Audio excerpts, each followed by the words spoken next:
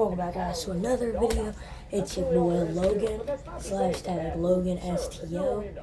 And today we're going to be watching Cujo, a 1983 kill count movie. Let's go ahead and cut off the light.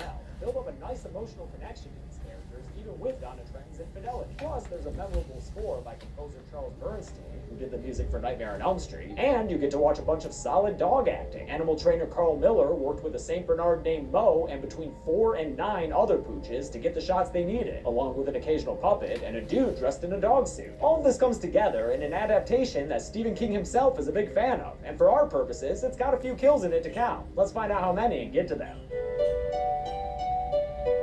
The movie begins with the little bunny Fufu hopping through the forest, getting chased by Cujo, who wants to make him dead. At this point, Cujo is still just a regular old playful Saint Bernard, with nothing wrong about him besides the lack of a barrel full of brandy around his neck. That all changes after the rabbit he's chasing escapes into a burrow and Cujo pops his head in thinking there's an open house going on. Instead, he finds a bunch of Zubats everywhere, who swarm him when he barks, with one of them biting him on the nose. And that, my friends, is Cujo the Killer Dog's origin story. Time to meet the Stephen King kid character of this movie, Little Tad Trent. He's so afraid of monsters in his closet that he can't even manage the old turn off the light and run technique. So he has his parents Donna and Vic come in to help comfort him to bed. They do so and share one of those Stephen King colloquialisms that he just loves to give his characters. Overdone with gone, right?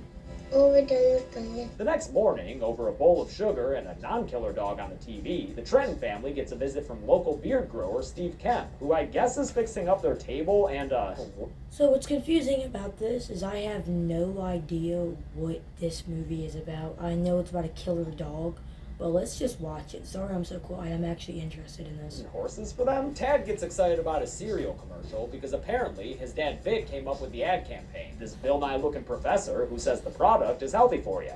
Nope, nothing wrong here. It's apparently a successful campaign, but I think a stuffy old professor would make the worst spokesman for a kid's cereal. I'll tell you someone else who isn't impressed by that cereal's Ivy League egghead endorsement. Donna, since it turns out she's cheating on Vic with Steve Kemp. Sorry, Vic, but maybe you wouldn't be getting cucked if you had come up with something better, like the Cookie Crisp dog. Cookie Crisp! Fun fact though, Steve was played by Dee Wallace's husband at the time, Christopher Stone. So in reality, this is a married couple. Sadly, Stone died in 1995 of a heart attack. Rest in peace. Vic's having issues with his car, so he tries to take it into the local Castle Rock mechanic. When that guy's too busy for him, Vic has to drive all the way out to another mechanic, Joe Camber, who lives a few miles out of town. He takes the whole family with him, and after he introduces himself to Joe, title dog Cujo rolls all up into the scene, just jowling his way towards the Trentons and Joe's son Brett, who assures them that Cujo's a nice friendly dog who wouldn't hurt a fly. Yeah, I mean, even if that is true though, maybe don't stick your face in that dog's face, kid, especially because his nose has got a nasty herpes looking sore where that bat bit him. Ew. That night, good dad Vic goes around Tad's room and expels all the monsters from inside the closet and under the bed. Sorry, Howie Mandel. Even Donna can see that Vic is dad of the year material, but unfortunately, he's about to run into some problems at work. Nope, nothing wrong here.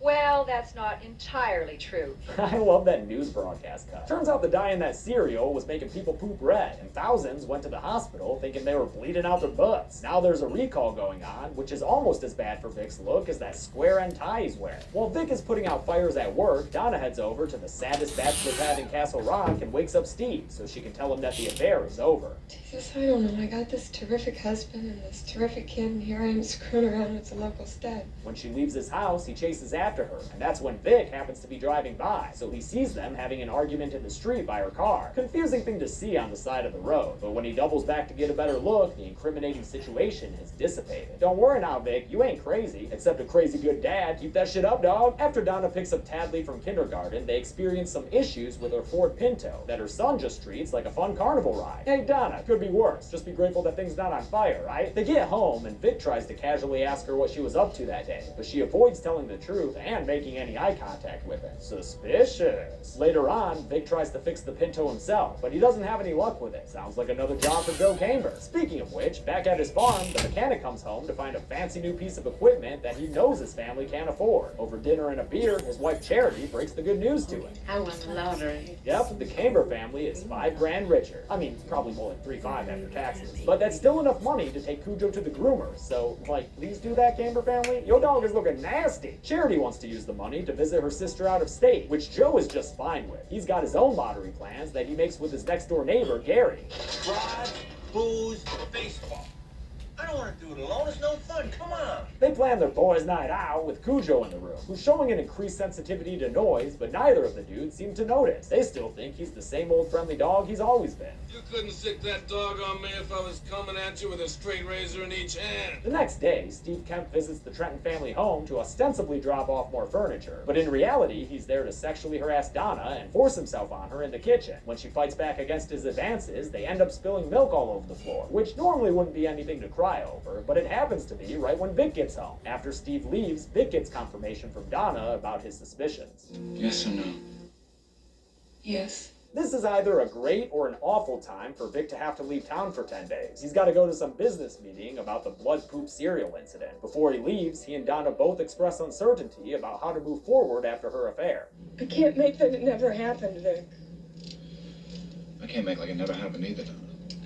I know that. With things still unresolved, he leaves town. Also leaving town is Charity and Yo, Brett guys, Camber what is off to even visit going Charity's on sister right in now, Connecticut and leave Joe to have some hangover-esque shenanigans with Gary. After they leave, Cujo marches from the horizon towards the home of Litterbug Gary, who's got his own personal trash dump out back behind his house. Even Gary can see that Cujo after ain't this looking video, right, I'll so be he tries to posting run away from the tomorrow dog, only to get attacked on his back porch. He's able to throw the dog off of him and get back inside his house, locking the door behind him and grabbing a gun off the wall of his extraordinarily messy home. But a screen door ain't gonna keep a rabid St. Bernard out, so Cujo busts through and attacks Gary again, doing a little dance with him before he gets him on the ground with his throat in his mouth. The dog gets vicious with the nasty trash man and eventually kills him on his dirty, dirty That's floor. our We get a first better kill. view of the body later after Joe pays Gary a visit and finds him lying on the floor covered in blood. Nice. Joe is scared shitless at the sight of his dead best friend and tries to call someone for help, but Cujo shows up all like, "I wouldn't do that if I were you." And Joe finally realizes that he's rabid, just in time for the giant dog to attack him and charge him in a first canine POV shot, then kill him off screen. Way to eat the hand that feeds, Cooge. Donna takes the Tadster with her as she heads to Joe Camber's place to get the Pinto fixed, and on the way, the car starts to exhibit even more mechanical issues. Hope you're all ready for like 40 minutes of dog barking, because after they park at the Camber place and Donna tries to help Tad unbuckle his seatbelt, they're attacked through the window by a real nasty, slobbering Cujo. Donna manages to roll up the window on Cujo and get his big old dog head out of the car and close her driver's side door just in time to stop him from getting inside. But now these two are trapped in their car with Tad crying up a goddamn storm, and that's where we'll be for the next,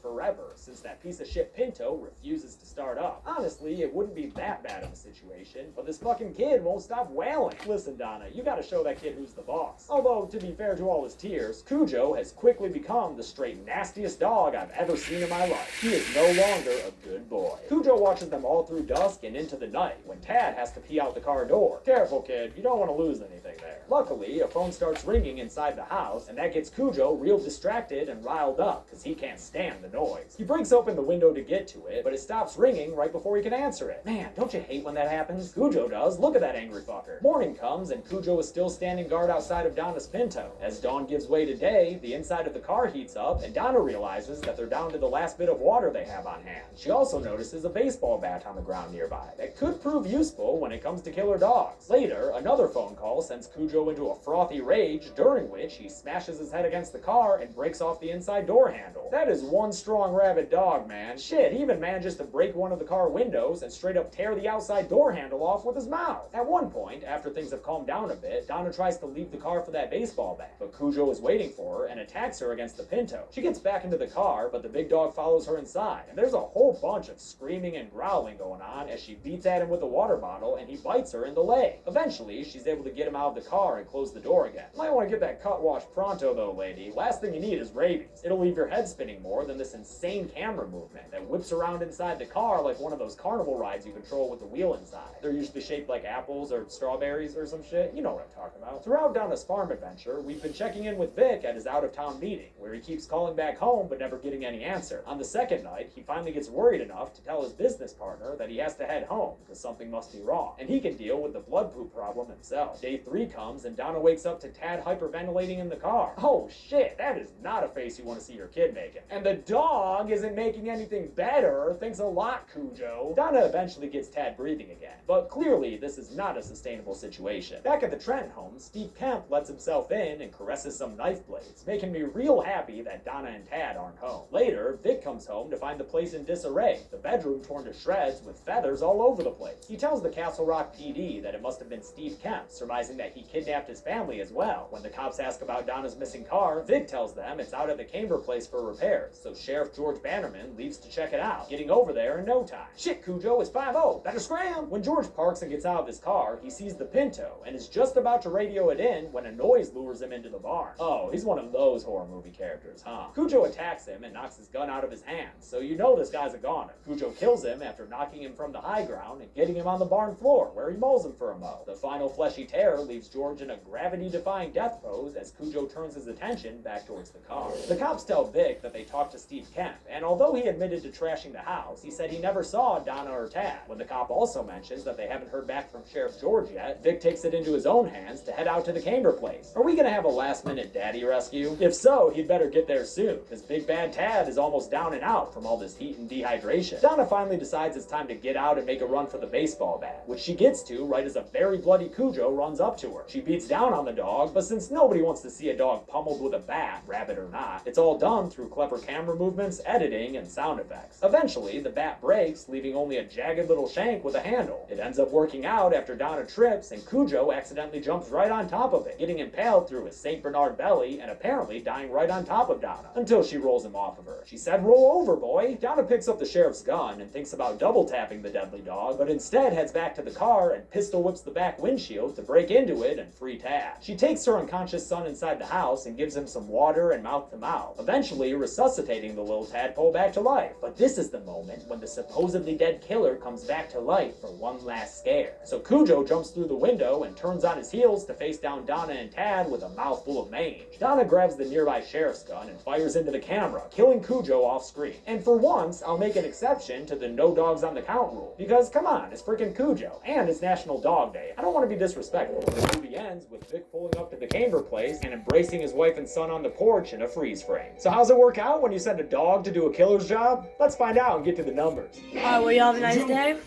I'll be posting tomorrow.